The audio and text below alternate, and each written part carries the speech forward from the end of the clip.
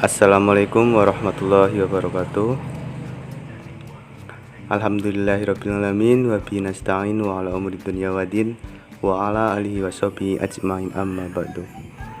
Yang terhormat Ibu Ari Rahmawati selaku dosen pengampu mata kuliah apresiasi sastra Indonesia dan teman-temanku yang berbahagia. Di sini kami akan mempresentasikan hasil diskusi dari kelompok 12 yang materi yang akan kita bahas kali ini adalah jenis-jenis dongeng.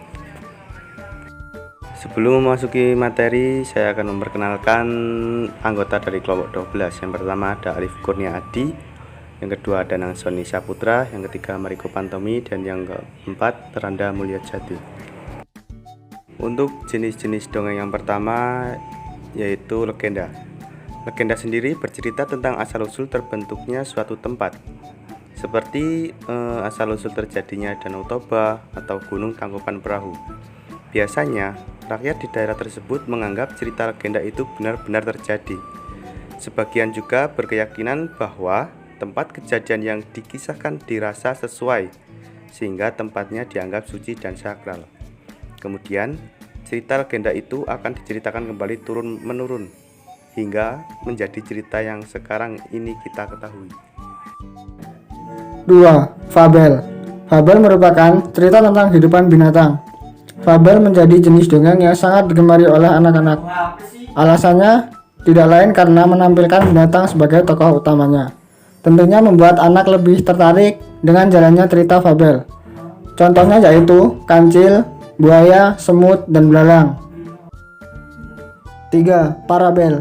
Parabel merupakan jenis dongeng yang kisah ceritanya mengandung nilai-nilai pendidikan, baik pendidikan moral, agama, atau nilai pendidikan lainnya, yang disampaikan secara tersirat. Contoh parabel yang terkenal adalah Malin Kundang dan Kabayan. 4. Hikayat. Hikayat adalah jenis cerita rekaan dalam sastra Melayu lama yang menggambarkan keagungan dan kepahlawanan. Umumnya mengisahkan mengenai kehebatan maupun kepahlawanan seseorang lengkap dengan keanehan, kesaktian, dan juga mukjizat dari tokoh utama. Sebuah hikayat itu dibicarakan sebagai hiburan, pelipur lara, ataupun juga untuk membangkitkan semangat juang. 5.